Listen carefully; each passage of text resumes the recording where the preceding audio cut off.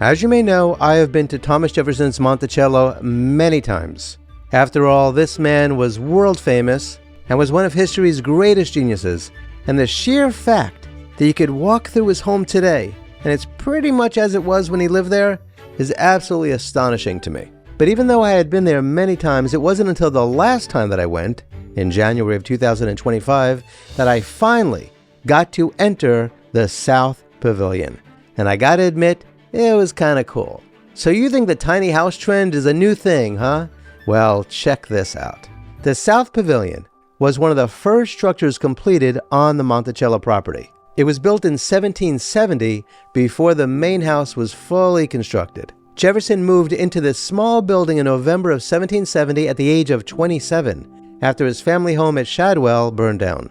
As you can see, it was a modest brick building with a single main room, approximately 15 feet by 15 feet. Yeah, you heard that right. 15 by 15 feet. It featured a fireplace and a lower level beneath that was later used as a kitchen. Narrow stairs connected the two levels, though the kitchen function likely became more defined after Jefferson's initial occupancy. When Jefferson married Martha Wales Skelton in 1772, she joined him in the South Pavilion. Now, if that doesn't say love, nothing does.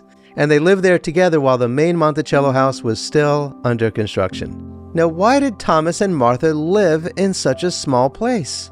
Well, Jefferson didn't choose the South Pavilion out of preference for small spaces, but out of necessity and practicality. You see, after the Shadwell fire, he needed a place to live on his inherited land while he began his ambitious project of building Monticello. The South Pavilion served as a temporary residence until the main house was habitable. Thomas, you don't mind if I call him Thomas, do you? Should I call him Thomas or Jefferson? I'll call him Thomas. Thomas was deeply attached to the little mountain. You know, Monticello means little mountain in Italian, and he wanted to establish his presence there as he oversaw the construction. The small size was not a reflection of his long-term vision, but a stopgap measure. He was already designing the much grander Monticello, influenced by his love of architecture and classical ideals. And so living in the South Pavilion also allowed Thomas to stay. It sounds weird calling him Thomas, doesn't it? Thomas. It doesn't seem like a Thomas, right? Seems like a Jefferson. All right, I'll call him Jefferson. Just Thomas. How about Thomas? Thomas Jefferson. Thomas Jefferson. TJ? I don't know. Let's see what happens.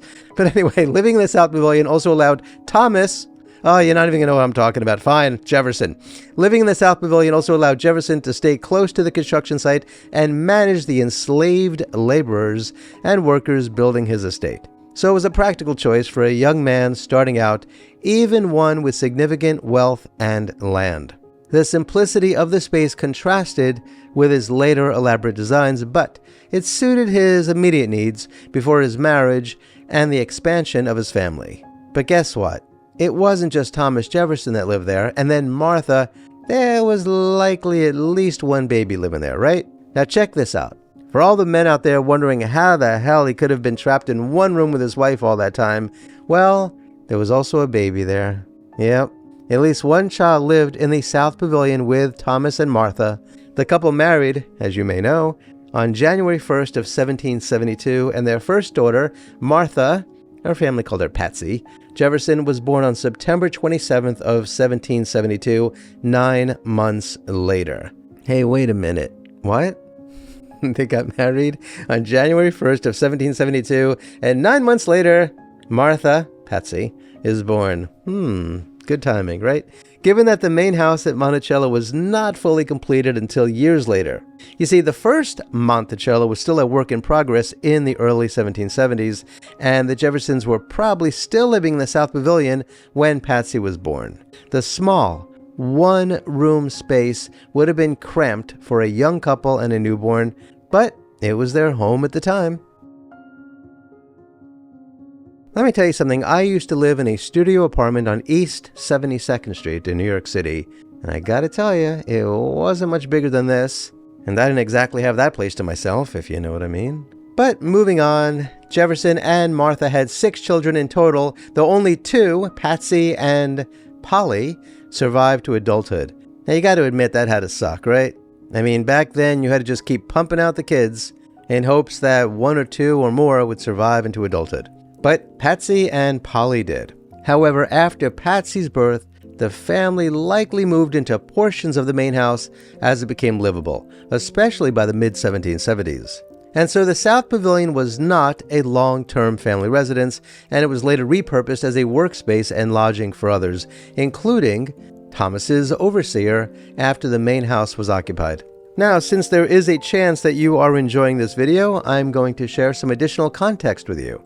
The South Pavilion single-room design with a lower kitchen area reflects Thomas's early utilitarian approach to the site. The main Monticello house, even in its initial phase, often called Monticello I, was far more ambitious, with multiple rooms and a classical layout inspired by architects like Andrea Palladio. Thomas's time in the South Pavilion with Martha was brief, ending with her death in 1782. And the small building became a footnote in the larger story of Monticello. The idea of stairs going downstairs to the kitchen aligns with the pavilion's basement level, which was adapted for practical use over time.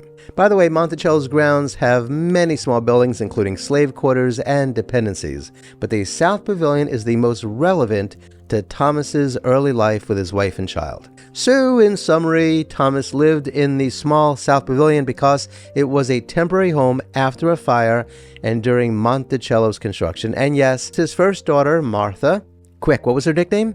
That's right, Patsy, likely lived there as a baby in 1772. So, what do you think of the South Pavilion of Monticello? If you were rolling in dough and you wanted to live on your property while your mansion was being built, would you live in a place like that?